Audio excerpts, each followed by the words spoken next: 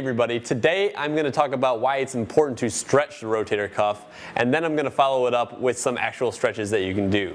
Alright, so to kick it off, stretching the rotator cuff muscles is critical in order to have your shoulders and your scapula move properly and to prevent injury. Many people are aware of keeping their rotator cuff strong, so you'll see a lot of people, especially baseball players, doing rotator cuff strengthening exercises, but you don't see very many people stretching their rotator cuffs. So people that have desk jobs or students, anybody that sits a lot is basically almost guaranteed going to have tight medial rotators, which are basically the internal rotators of the arm bone. Okay, they rotate the arm bone inwards like this, and the reason for that is that when you're sitting down, you're most likely doing something. You're not sitting, most of the times, you're not sitting down with your shoulders open, chest out. You're most likely rounded forward. Your arms are actually in a medially rotated position. You're working on a keyboard, reading a book, or texting, or something like that. And since you're always putting your medial rotators into a shortened position, they get tight. And what that restricts is external rotation of the arm, okay? So when your medial rotators are tight, the muscles that internally rotate your arm, when those are tight, it makes it hard to externally rotate, to move the arm bone out like that. Now this actually becomes a big problem in overhead sports like baseball and tennis and things like that, even in overhead pressing, because you need to have that external rotation range of motion. And if your medial rotators are super tight because you've been sitting at a desk all day, that's a recipe for shoulder injury. So I'm about to get into the stretches here. Keep in mind with these guys that you want to do these very, very gently. Your rotator cuff muscles, especially if they're stiff, they're going to kind of be predisposed to being injured. So take these very, very, very slowly and be very gentle on yourself. This is not like stretching your hamstrings out or a larger muscle group of your body. The rotator cuff muscles are very, very small, and you want to be careful with them.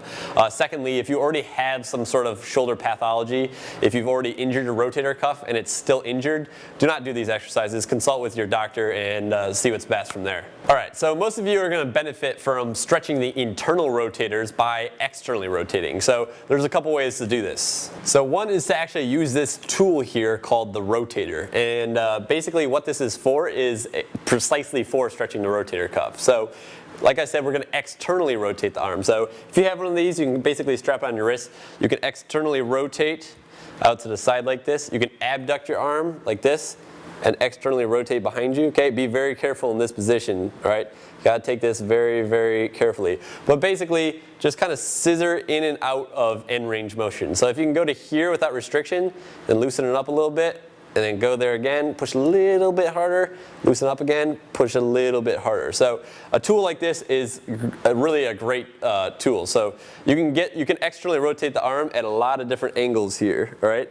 And that's one reason why I like this thing. All right, so a second way to externally rotate your arm if you don't have one of those tools that I just showed you, the rotator, is to basically use a resistance band. So you want a closed resistance band that's just a circular band like this, not one with handles. So basically what you can do is you can just loop it around a vertical column, something like that.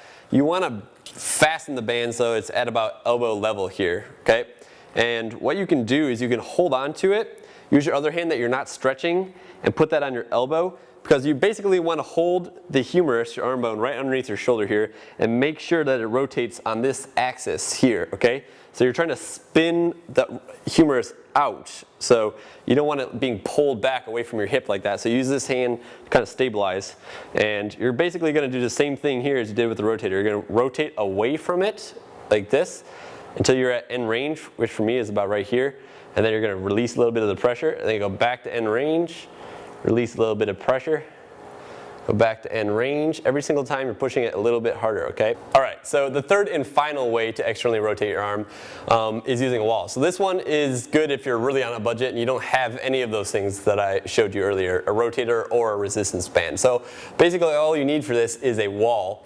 What you're going to do is you're going to put your elbow and your forearm and hand on the wall flat, okay? You're going to basically get off to the side of the wall, and then you're going to dip forward like this, okay? So you're moving forward, your humerus and your forearm are staying fixed in place. So while you rotate forward, your arm is actually being externally rotated, okay? Like this. Okay, you have to be very, very, very gentle here, especially if it's feeling tight. All right? What I don't want to see you do is push in like that, okay? You're actually, that's more of a pec stretch, wait, that version, okay? So you're not trying to stretch your pec major or your pec minor, you're trying to stretch your internal rotators. So remember, it's not a pushing forwards, it's more of a rotating your body downwards while leaving your hand fixed. That's what's going to stretch those medial rotators out. All right, so those stretches are going to help a lot of you that basically sit a lot. Like I said, if you're medially rotated, you want to do external rotation to stretch the medial rotators that are most likely going to be tight.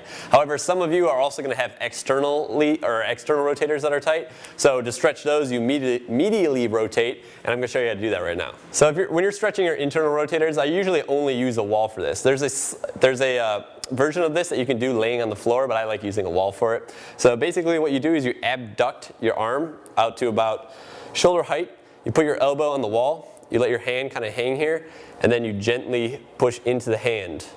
All right, you're going to feel that stretching behind your shoulder, those external rotators. For me, I'm not even tight there. I don't ever do that exercise because I'm not tight there at all. In fact, I need to strengthen that area more. Hope you all enjoyed that video and found it helpful. Don't forget to subscribe over here. Every single week I'm going to be uploading new videos with new exercises just like these.